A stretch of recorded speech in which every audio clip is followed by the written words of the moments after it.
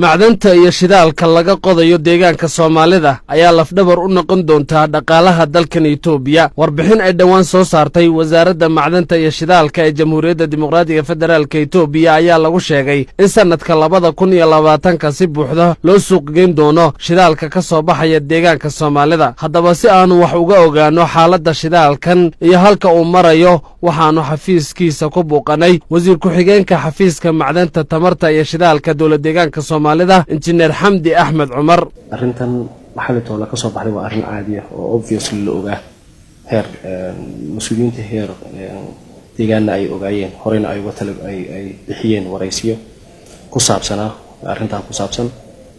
arrintuna waxay ahayd arrin muddo dheer laga yaabo in ay soo jiitamaysay, laakiin dhamaystirkeedu uu ahaa kalfadhigii federationka kan kii ka horreeyey ayaa lagu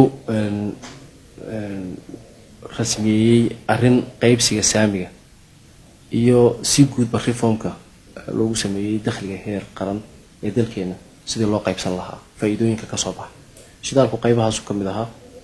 sida uu sheegay warbaahintu ay sheegaysana waa si iyaduna dhammaystiran anaga lafteena warbaahinta marar badan aan la wadaagay in faa'iidooyinka ka soo baxa sida dakhliga in 50% ay deegaanku leeyihiin.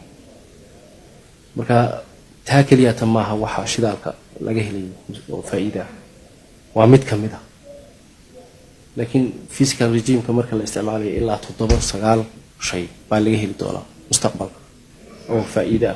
taas waa mid ka mid ah oo hadda ay dadka bulshada ay soo gaadhay iyadoo ay garab socdaan dhibkiisa iyo dheeftiisuna ay isla socdaan mar kastaba shidaalka isla socdaan. marka arrimahaasi 50% 25% oo kamid ah kontonka heer federaal ay qaadanayaan. midna heer federaal baa si gooni u qaadanaysa xukuumadda heer federaal, midna 25% heer deegaanada kale ee Itoobiya ayaa qaybsanaya. laakiin kontonka inaga nagu soo hada 10 waxa iska yeelanaya macnaha local area-ga meesha 50% baa marka hore loo kala qaybin, kontonkaas haddana 50-50 boqol ahaan macnaha 50-50 marka loo qaybiyo deegaanka baa iska yeelanaya. inay waa mas'uuliyad ku soo kordhay deegaanka, haddana waa faa'iido ku soo kordhay dhinacyadii kale oo ku soo kordhay. marka arrintaas xaqiiqo ahaan waa mid jirta oo la ansixiyay heer federaal qaybsiga saamigaas. sidoo kale wasiir ku-xigeenku wuxuu ka warbixiyey ceelasha shidaalka ee waqti xaadirkan diyaarka u ah in la dhoofiyo, isagoo tilmaamay in wixii la dhoofinayo oo keliya lagu sifeyn doono dalkaasi Jabuuti, wixii kale ee deegaankana lagu sifeyn doono dalka gudihiisa. waa sida ku cad heshiisyadii la gaadhay ayuu yidhi mas-uulkiye, iyadoona fiiro gaar ah la siin doono bulshada deegaanka Soomaalida. deegaankeena 54 ceel waxa qoday shirkadii ka horreeyay Chinese-ka, 6 ceelna waxa ku daray Chinese Soma 8 ceel oo appraisal well la yiraahdo jira, development well laba ku dareen Chinese-ka hadda joogay 16 ceel bay qodeen. 54 ceel oo horna yaa qoday shirkadii hore.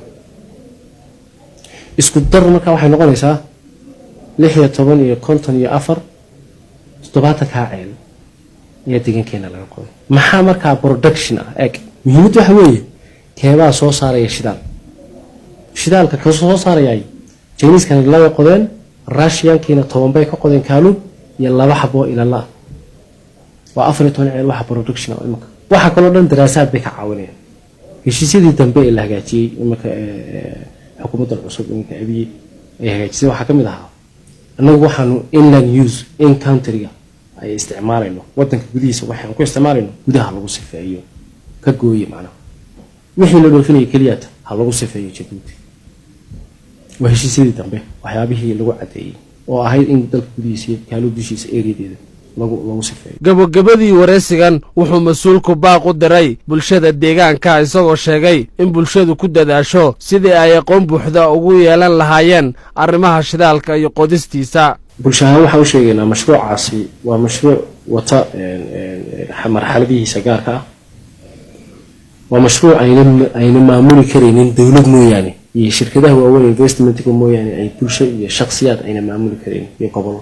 wixii faa'iido ah ee ka yimaada xukuumaddu waxay ku dadaalaysaa maximum wixii laga heli karayo to the maximum waxa ugu badan ee laga heli kariyo inaan shacabka Soomaaliyeed aan xuquuqdooda ugu raadino inaga wada jirna oo mid ah inaynu mashaariicda shidaalka aynu iska xog wareysano panel discussion aanu u furno cidii dood ka qabta xafiiska ay noogu yimaadaan aanu ka warbixino